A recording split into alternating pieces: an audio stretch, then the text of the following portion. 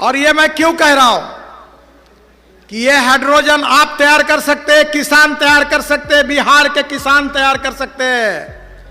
ये इथेनॉल आप तैयार कर सकते हैं।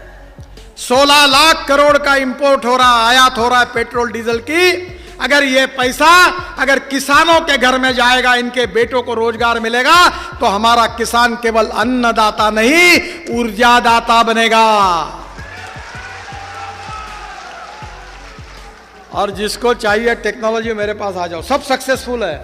भारत सरकार ने स्वीकार किया है, अगर बिहार में आ जाएगा तो बिहार में लाखों करोड़ गांवों में जाएंगे और यहां के किसानों को सही कीमत मिलेगी। अब कौन से मक्के से इथेनॉल बनता है, और ये बिहार में बीच में काफी बड़े प्रमाण पर यह प्रयास हुआ कि पुरानी सरकार में भी कोशिश की। शहनवाज हुसैन मेरे पास बार बार आते थे, काफी प्रोजेक्ट मंजूर हुए हैं। मैं तेजस्वी जी से अनुरोध करूंगा कि यह विषय की तरफ आप ध्यान दीजिए। बिहार इस देश का समृद्ध, संपन्न और शक्तिशाली राज्य बनेगा, यह मेरा विश्वास है। कम से कम 4 लाख 5 लाख करोड़ रुपए गरीबों के घर में जाएंगे। इंपोर्ट खत्म होगा, प्रदूषण समाप्त होगा, किसानों को अच्छी कीमत मिलेगी और गांव के जवान लोगों के हाथों को काम मिलेगा। और हमारा किसान केवल अन्नदाता नहीं, ऊर्जादाता बनेगा। यह धान का कटोरा है, पर हमारे देश में चावल को कीमत नहीं। चावल सस्ता है, गेहूं सस्ता है, ब्रेड बिस्किट महंगे हैं, गन्ना सस्ता है, शुगर भी हालत खराब है। हमारे देश में टमाटर सस्ता है, सॉस महंगा है, संतरा सस्ता है, जूस महंगा है। मैं किसान हूं और मेरे यहां अभी 50,000 एकड़ गन्ना है। मैं भी एग्रो विजन का कार्यक्रम करता हूं, 5 लाख किसान आते हैं देश भर के, और मैंने अपने जीवन को किसानों के विकास के लिए अब समर्पित कर दिया है।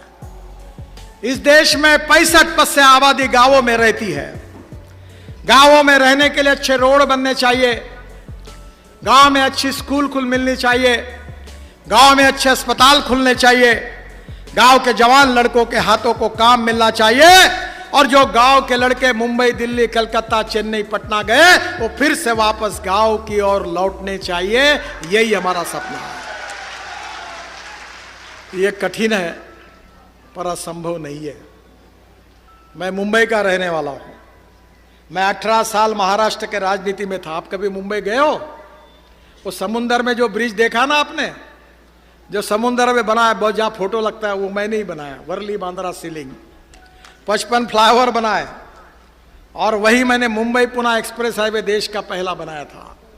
और फिर अटल जी ने मुझे बुलाया था और मुझे कहा था कि इस देश में तुमने बहुत शहर में काम किया, आप गांव के लिए काम करो। तो इस देश के इतिहास में अटल बिहारी वाजपेयी पहले प्रधानमंत्री थे। उन्होंने गांव को जोड़ने वाली योजना बनाने के लिए मुझे आदेश दिया। आज जो सबसे लोकप्रिय योजना है, जो राज्य सरकार और भारत सरकार की चलती है, वो प्रधानमंत्री ग्राम सड़क योजना बनाने का सौभाग्य मुझे मिला। और 6.5 लाख गांवों में से आज 4 लाख गांवों को मजबूत रोड से जोड़ने का काम हुआ है। बहनों और भाइयों, गांव गरीब मजदूर का, किसान का कल्याण होना चाहिए। यह देश से गरीबी, भूखमरी, बेरोजगारी दूर होनी चाहिए। गरीब गरीब होता है, गरीब को जात, पंथ, धर्म और भाषा नहीं होती। और इसलिए मैं विकास के कामों में राजनीति नहीं करता। सरकार किसी का भी हो, कोई भी एमएलए हो, कोई भी एमपी हो, देश हमारा है और इस देश का हर नागरिक हमारा है, चाहे कोई भी पार्टी में हो, किसी को भी वोट दो। मैं विश्वास दिलाऊंगा कि हम सबका साथ, सबका विश्वास और सबका प्रयास। तो मैं तेजस्वी जी से अनुरोध करूंगा कि सब आपके प्रॉब्लम लेकर, एजेंडा लेकर दिल्ली आओ। आप जो जो काम बोलोगे वो पूरे मंजूर करके दूंगा। आरओ भी हो, आरयू भी हो, और बिहार को चमकाओ।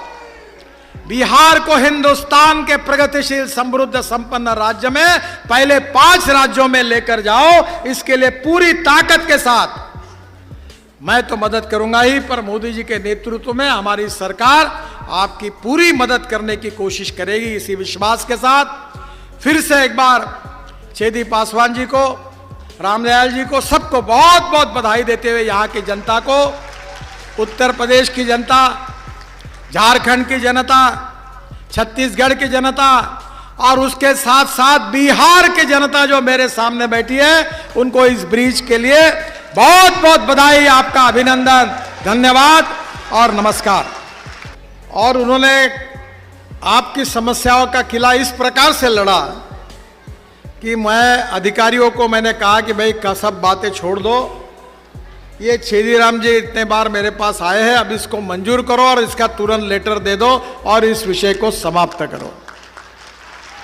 तो मैं छेदी पासवान जी को विशेष रूप से धन्यवाद देता हूं और उसके साथ साथ हमारे झारखंड के सांसद विष्णु दयाल जी को भी, वो भी इसके लिए बार बार आए।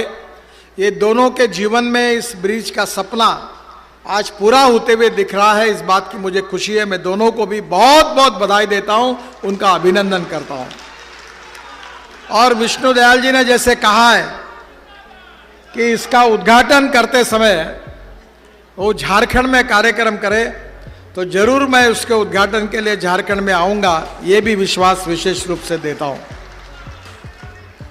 मुझे इस बात की खुशी है कि पटना आरा सासाराम जो ग्रीनफील्ड एक्सप्रेसवे हम बना रहे हैं, ये पटना से सासाराम तक 4000 रुपए करोड़ की लागत से 118 किलोमीटर लंबा 4 लेन ग्रीनफील्ड एक्सप्रेसवे बना रहे हैं।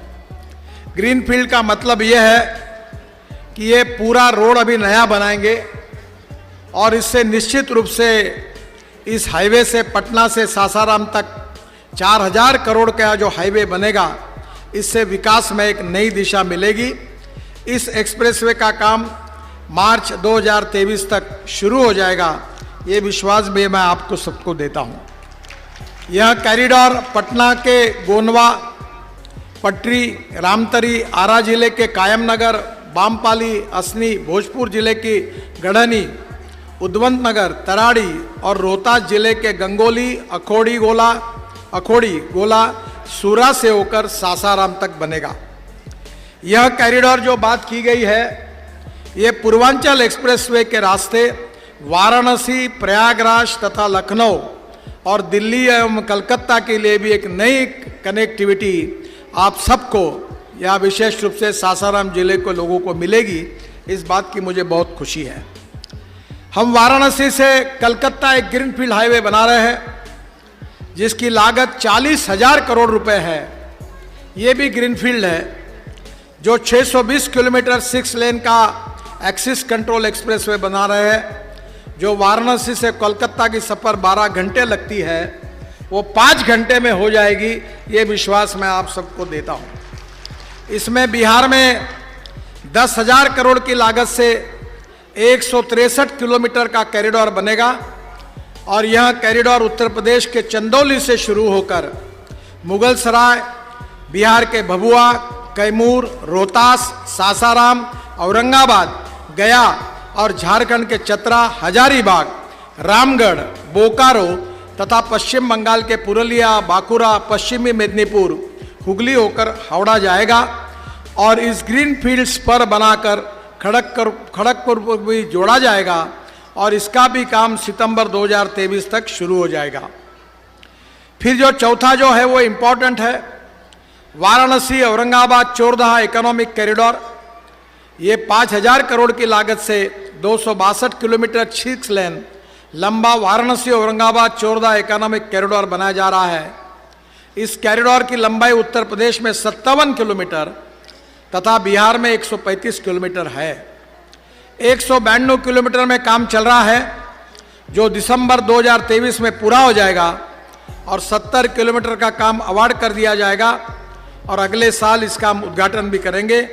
यह इकोनॉमिक कॉरिडोर वाराणसी से बिहार के औद्योगिक क्षेत्र से होकर झारखंड से धनबाद को जोड़ेगा। सांसद विष्णु दयाल जी ने यह गढ़वा के अन्नराज घाटी में लगातार होने वाली सड़क दुर्घटनाओं के बारे में कहा है। हमने सड़क दुर्घटना रोकने के लिए पहली प्राथमिकता दी है और जिसका उन्हें उल्लेख किया है वो वहाँ सांकेतिक रोड, साइनेज वगैरह लगा दिए गए हैं, क्षतिग्रस्त गाड़वल की मरम्मत भी करा दी गई है और स्थायी समाधान के लिए मैं उनसे अनुरोध करूंगा कि दुर्घटना वाले स्थान में सड़क चौड़ीकरण करने के लिए करीब 17 करोड़ का काम मई 2021 में अवार्ड हो गया है, पर आप झारखंड और बिहार में फॉरेस्ट वाले हमको काम ही नहीं करने देते। अब ये आपकी जिम्मेदारी है कि फॉरेस्ट क्लियरेंस नहीं मिलने के कारण ये काम शुरू नहीं हुआ है, आप जल्दी उसको करा दीजिए। वैसे मैं तेजस्वी जी से अनुरोध करूंगा कि ये ब्रिज तो बन गया है, इसको मैं 4 लेन के राष्ट्रीय महामार्ग से जोड़ना चाहता हूं और इसके बीच में फॉरेस्ट भी है, तो ये अलाइनमेंट हमारे दोनों सांसद और आप मिलकर मुझे बताइए, मैं इसको पूरे एनएच से जोड़ दूंगा और इसमें फॉरेस्ट विभाग की तरफ से जो क्लियरेंस स्टेट गवर्नमेंट का है उतना करने में आप सहयोग करिए ताकि यहाँ बहुत अच्छा विकास हो जाएगा।